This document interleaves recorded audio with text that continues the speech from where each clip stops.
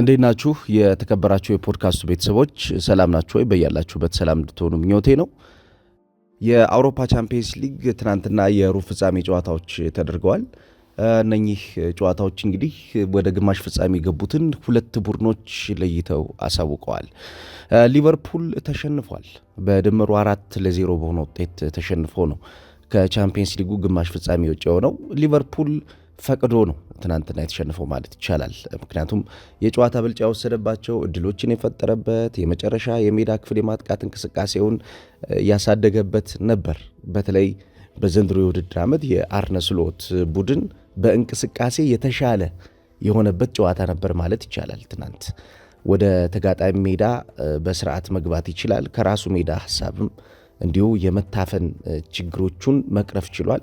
አንድ ለአንድ ግንኙነቶችን እያሸነፉ መሄድ ይችሉ ነበር። በተለይ ከአማካኝ ክፍል እነ ቬርትስ የነበራቸው ሚና በጣም ያደገ ሚና ነበረ። ከነ ማካሊስተር የሚነሱ ኳሶች፣ ግራቨንበህ ወደፊት የሚያደርጋቸው ሽግግሮችም አድገው ተመልክተናቸዋል። ወደ መጨረሻው የሜዳ ክፍል ላይ በሚገቡበት ሰዓት ከተፈጠሩት እድሎች አንጻር ሊቨርፑሎች የተጠቀሟቸው ቻንሶች የባከኑ ቻንሶች ነበሩ ማለት ይቻላል። አብዛኛውን ሊቨርፑል ትናንትና ካልተጠቀመባቸው እድሎች ውስጥ 50-50 ያልነበሩ አይደሉም። ከዛ በላይ ክሊር የሆኑ የጎል ማግባት እድሎችም ነበሯቸው። እነዚህን ክሊር የሆኑ የጎል ማግባት እድሎችን ሳይጠቀሙ ቀርተዋል ሊቨርፑሎች።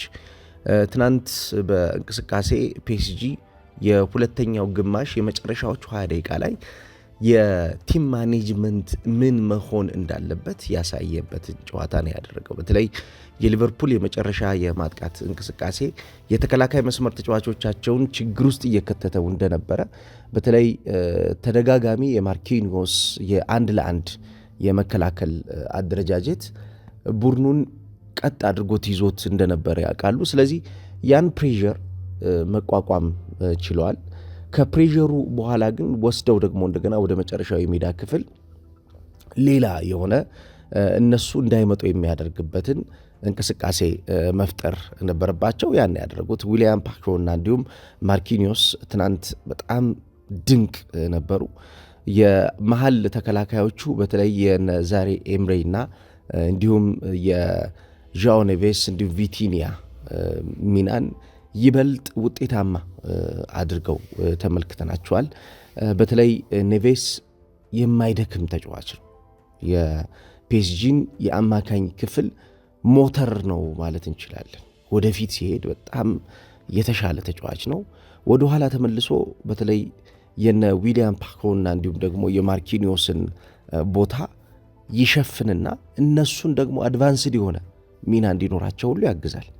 አንዳንዴ የመጣ ሁሉ የቀኝ የተከላካይ መስመር ክፍል ቦታውን የሐኪሚን ቦታ ይሸፍንና ሐኪሚ ወደፊት ሄዶ ዴዜሬ ዱዌን እንዲያግዘው ሁሉ እድል ይሰጠዋል፣ ተቀይሮ እስከወጣበት ሰዓት ድረስ ማለት ነው። ዴዜሬ ዱዌ ትናንት ኪቪቻ ጥሩ ነበር። ነገር ግን ኪቪቻ የመጨረሻ የሜዳ ክፍል ላይ ታርጌት ማን ተደርጎ ነበር። እሱ በሊቨርፑል የተከላካይና የአማካኝ ክፍል ተጫዋቾች ጥብቅ የሆነ ክትትል ይደረግበት የነበረው ተጫዋች ነው። የዚህ ተጫዋች እንቅስቃሴ አብዛኛው ጊዜ ገደብ ውስጥ የነበረ እንቅስቃሴ ነው። ስለዚህ የእሱ ገደብ ውስጥ መግባት ለአንድ ተጫዋች ነፃነት ሰጥቶታል። ይህ ተጫዋች ኦስማን ደምቤሌ ነው። ደምቤሌ እንደፈለገ እንዲጫወት፣ ደምቤሌ እንደፈለገ የሚፈልገውን ነገር እንዲያደርግ ያገዘው የኪቪቻ ኪቫራትስኬሊያ ጫና ውስጥ መግባት ነው፣ ወይም ደግሞ ትኩረት ውስጥ ሆኖ መጫወቱ ነው። ዴዜሬ ዱዌም እስከተቀየረበት 52ኛው ደቂቃ ድረስ በተለይ የዴምቤሌ ሞቢሊቲ ከጠቀማቸው ተጫዋቾች መካከል አንዱ ነው። ትናንት ምናልባት የብዙ የስፖርት ቤተሰቦች አንዱ እንደ ትልቅ ጥያቄ ሊያነሱት የሚችሉት የዴምቤሌ ያገኛቸውን እድሎች አለመጠቀም ሊሆን ይችላል። አዎ ግልጽ ነው። ዴምቤሌ ያገኛቸው የግብ እድሎች ነበሩ። እነዛን የግብ እድሎች 50-50 በላይ የሆኑ ግልጽ የግብ ማግባት እድሎች ነበሩ፣ ማስቆጠር ነበረበት። ከዛ በላይ ግን የግብ እድሎች መጨረሻ ላይ እንዲፈጠሩ ያደረገበት መንገድ የሚደነቅ ነበር። እሱም ጎሎችን ያስቆጠረበት መንገድ የሚደነቅ ነበር። 2 ጎሎቹን ያስቆጠረው እሱ ነው ሊቨርፑል ላይ ትናንትና።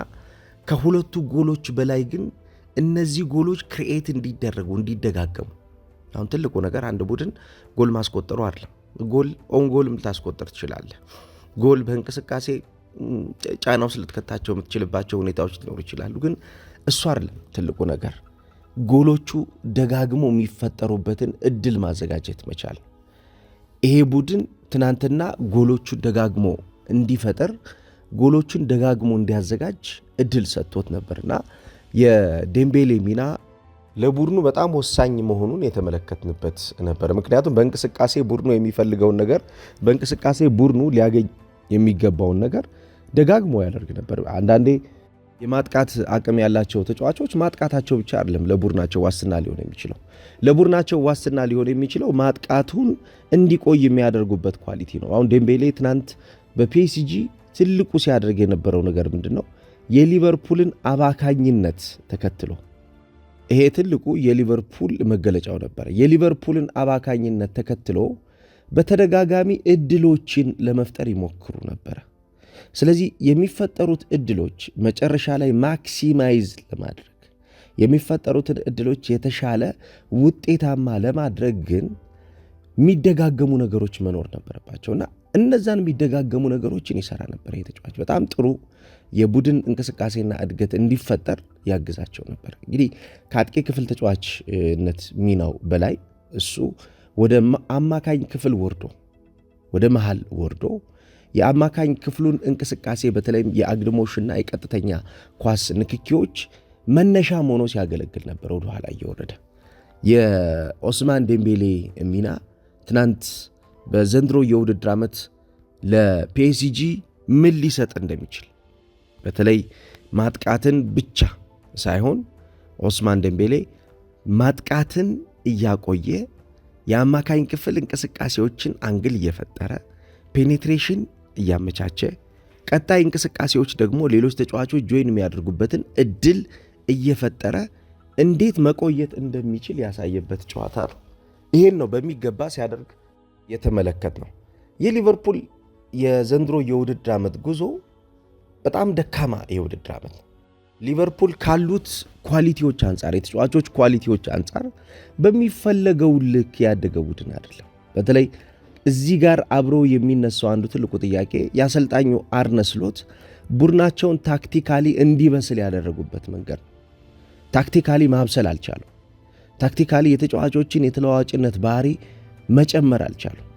ታክቲካሊ ተጫዋቾች በሜዳ ውስጥ እንቅስቃሴ እንዴት መሆን እንዳለባቸው፣ እንዴት እንቅስቃሴን መጠበቅ እንዳለባቸው አልሰሩም። ዘንድሮ ትልቁ ክፍተት ሊቨርፑል በሚሄድባቸው እንቅስቃሴዎች ውስጥ፣ በሚያጠቃባቸው እንቅስቃሴዎች፣ በሚከላከልባቸው እንቅስቃሴዎች ውስጥ ፐርፌክሽን ይጎለዋል። የአለፉት 2 ዓመታት የየርገን ክሎፕም የነበረበት ቡድን እሳቸውም ከያዙት በኋላ የነበሩት ቡድን ልዩነቱ ምንድነው? ፐርፌክሽን ይጎለዋል። የተጫዋቾች የአጠቃቀም የኳሊቲ ማኔጅመንት ችግር አለበት። ይህን አምና ክሎፕ ሰርተውት በነበረው ቡድን ውስጥ የነበረውን ነገር ጠጋግነው ነው የሄዱት። ያን የነበረውን ነገር ጠጋግነው ሄደው የተሻለ ነገር ማምጣት ችለዋል።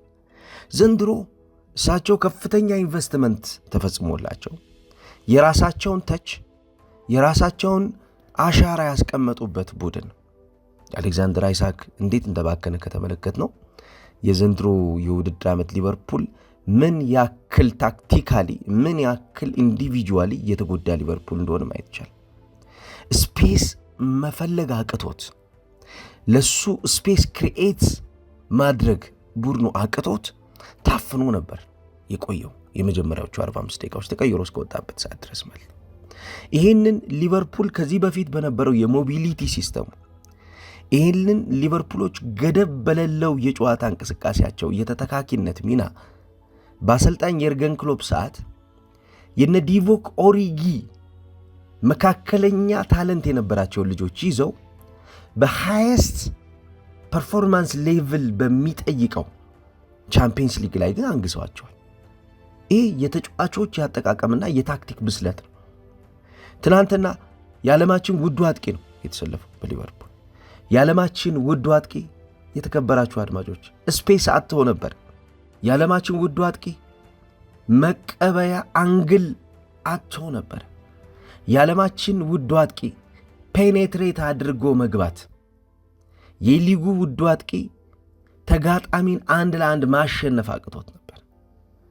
የተጫዋቹ ኳሊቲ 1-1 ማሸነፍ፣ ፔኔትሬት አድርጎ መግባት፣ ስፔስ መፍጠር፣ አንግል ማዘጋጀት እንደሆነ ይታወቃል። ይሄን ያደርገዋል ከዚህ በፊት። ይሄ አዲስ ነገር አለ። ግን ለምን ሊቨርፑልስ ማድረግ አቃተው? ሊቨርፑል ውስጥ ማድረግ የተቸገረው ነገር ይህን ነገር ለምንድን ነው የተቸገረው? ለምንድን ነው ሊቨርፑል ውስጥ ይህን ነገር ማከናወን ያቃተው ነው።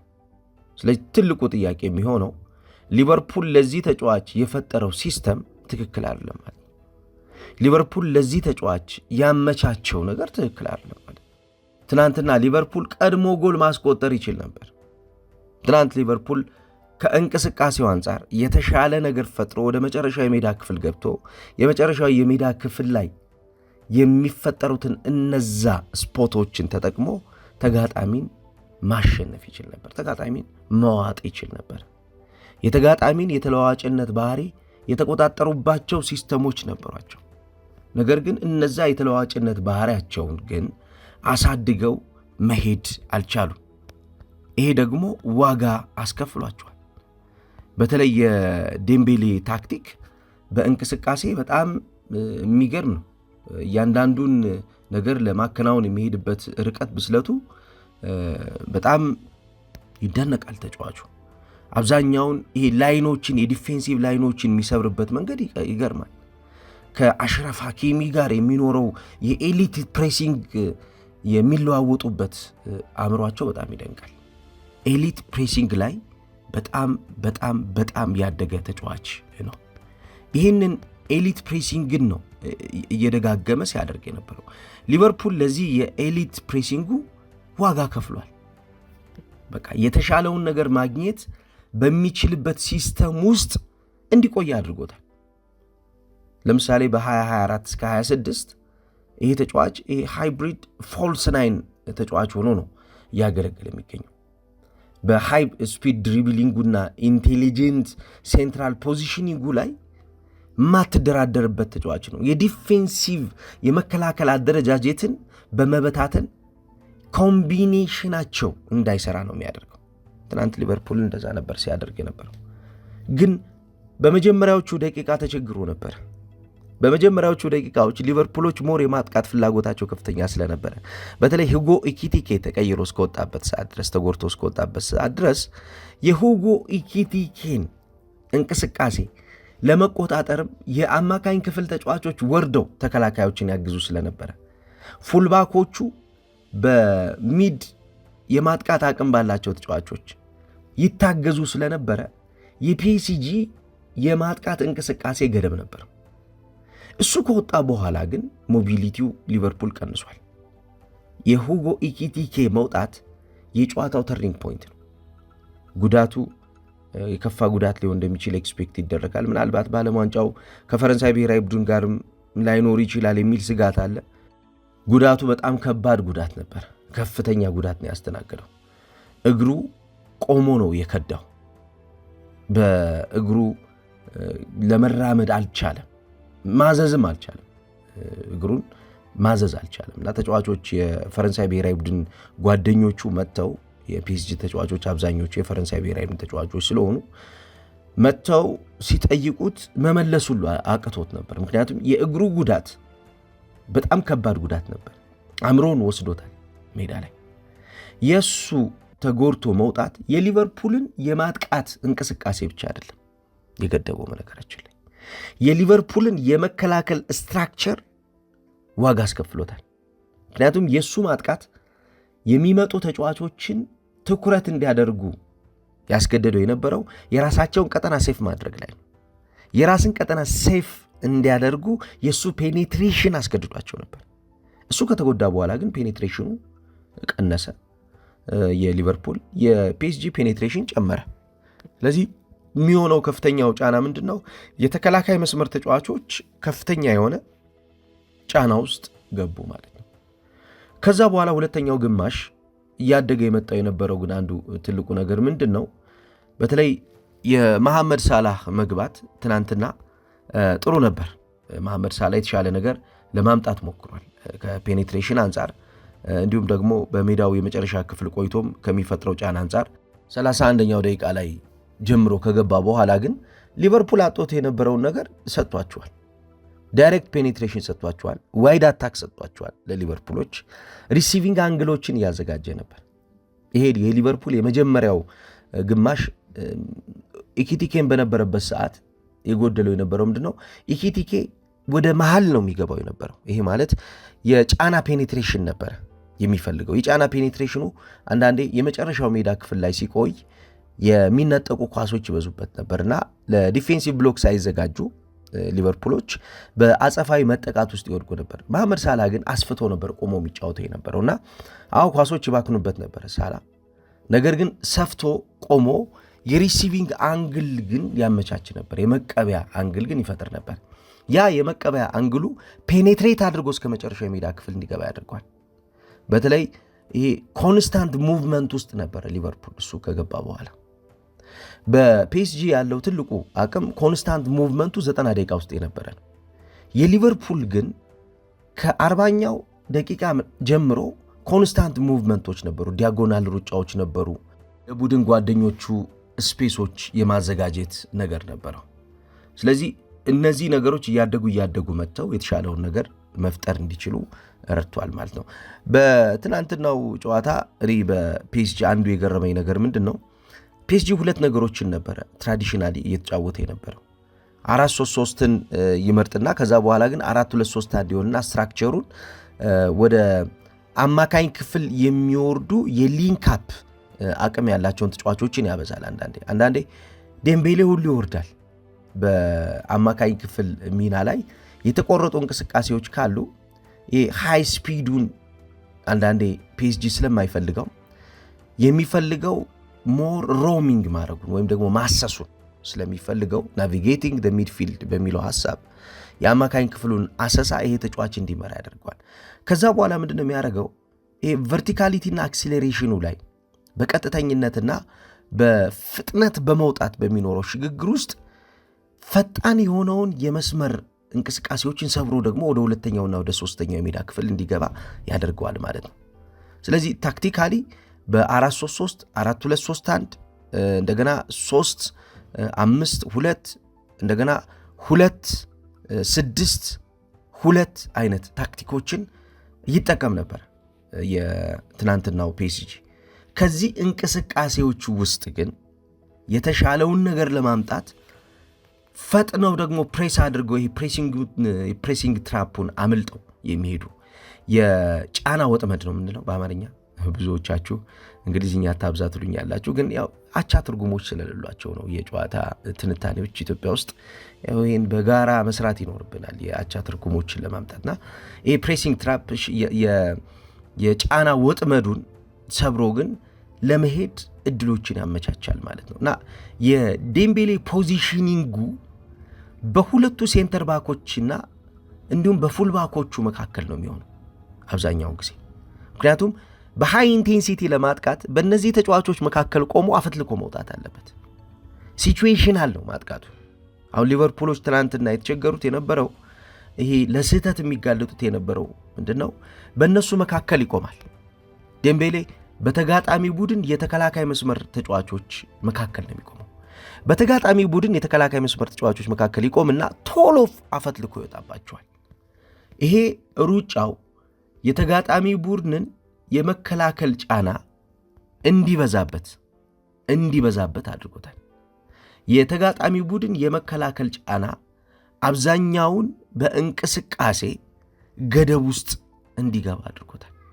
ይሄንን በተደጋጋሚ ካደረገ በኋላ እንቅስቃሴው ይበልጥ እያደገ ሊቨርፑሎች አግኝተውት የነበረው ሞመንታቸውን ሁሉ እንዲያጡ አድርጓቸዋል። ሞመንት አግኝተው ነበር ሊቨርፑሎች፣ የተወሰነ ጎሎችን ለማስቆጠር እድሎችን ፈጥረዋል። ከተፈጠሩት የግብ እድሎች አንጻር እነዛን ግን ማስቀጠል የሚችሉበትን እድል መጨመር ግን አልቻሉ። ስለዚህ ፒኤስጂ በትናንትናው ጨዋታ ሲስተማቲካሊ ነው ሊቨርፑልን ያሸንፈው። በብልጠት ሊቨርፑልን አሸንፎታል። ሊቨርፑሎች ከዚህ በላይ ማድረግ የሚችሉትን ነገር አላደረጉም። ከዚህ በላይ ማድረግ ይችሉ ነበር። መረጋጋት ይችሉ ነበር። የተፈጠሩትን እድሎች መጨረስ ይችሉ ነበር። በርከት ያሉ ከ50 በላይ የሆኑ የግብ ማግባት እድሎች ነበሩ። ክሊር የማግባት እድሎች ተፈጥረዋል። ወደ ሳጥን ሲገቡ ሳጥን ውስጥ ይሄ ተረጋግቶ ጎሎችን ለማስቆጠር ቀዳዳዎችን የመፈለግ ትዕግስት አልነበራቸውም።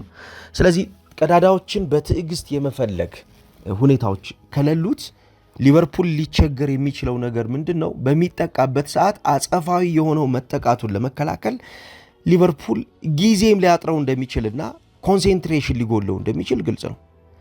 በፒኤስጂ በኩል ግን ያን ነገር ፒኤስጂዎች አላደረጉትም። በሚያገኟቸው ዕድሎች ጎሎችን አስቆጠሩ፣ በሚያገኟቸው እንቅስቃሴዎች ጫናዎችን ፈጠሩ። ከዛ በኋላ እንቅስቃሴውን የራሳቸው አደረጉ ማለት ነው። እንግዲህ ፒኤስጂ ለግማሽ ፍጻሜ በቅቷል። ትናንት የነበረውን ጨዋታ ሊቨርፑል ፈቅዶ ነው ፒኤስጂ እንዲያሸንፍ ያደረገው። የፒኤስጂ ኳሊቲ እንዳለ ሆኖ አዎ ቶፕ ኳሊቲ ነው። ነገር ግን ሊቨርፑል ሞመንት ነበረው። ዘንድሮ የሊቨርፑልን ደካማ የውድድር ዓመት የተመለከትኩበት ጨዋታ የትናንትናው ጨዋታ ነው። ሊቨርፑል ደካማ ሲዝን እንደነበረው የትናንትናው የፒኤስጂው ጨዋታ አንዱ ማሳያ ነው። ይሄ ደካማ ሲዝን ደግሞ የመጣው ከአሰልጣኙ የታክቲክ አለመብሰል እንደሆነ በትናንትናው ጨዋታ በሚገባ ተመልክተናል። የበሰሉ እንቅስቃሴዎችን ቡድኑ በሚያደርግበት ሰዓት ለነዛ እንቅስቃሴዎች የሚሆን መፍትሄ አልነበረውም አሰልጣኙ። ስለዚህ አርነ ስሎት አምና የነበረው ቡድናቸው እሳቸው የገነቡት ቡድን እንዳልሆነ ምልክቶች ነበሩ። ይበልጥ ትናንትና አረጋግጦታል። ትናንትና መፍትሄ መስጠት አቅቷቸው ነበር። እንደ ወጣት ሲያወራጫቸው እየተመለከትን ነበር። ነገር ግን በእርጋታ የርገን ክሎፕ የነበራቸው ካሪዝማቲክ ካራክተር ምንድነው? እንደዚህ አይነት የጨዋታ ብልጫዎች በሚወሰዱባቸው ሰዓት ተጫዋቾቻቸውን እንዲረጋጉና የሚፈጥሯቸው ሞመንቶችን እንዲደጋግሙ ነው የሚያደርጉት። ሊቨርፑል የሚደጋግመው ሞመንት አልነበረም። የሚደጋግመው ነገር እንደነበረ ምልክቶች አሉ፣ ግን እንዲደጋግመው ግን እድል አልተሰጠውም። ስለዚህ ፒኤስጂ በሊቨርፑል ድክመት ውስጥ ሆኖ ቀጥቶታልና በጣም የተሻለውን ያደገውን እንቅስቃሴ አድርጎ ፒኤስጂ ወደ ግማሽ ፍጻሜ ገብቷል። ዛሬ ደግሞ አርሰናል ከስፖርቲንግ፣ ባየር ሚዩኒክ ከሪያል ማድሪድ ጋር የሚያደርጉት ጨዋታ ይኖራል። እጅግ በጣም ተጠባቂ ጨዋታዎች ናቸው እነዚህ ጨዋታዎች። ስለ እነዚህ ጨዋታዎችም ደግሞ ዝርዝር ጉዳዮችን ይዤላችሁ የምቀርብ ይሆናል ማለት ነው። ጥሩ ጊዜ እንዲሆንላችሁ ምኞቴ ነው።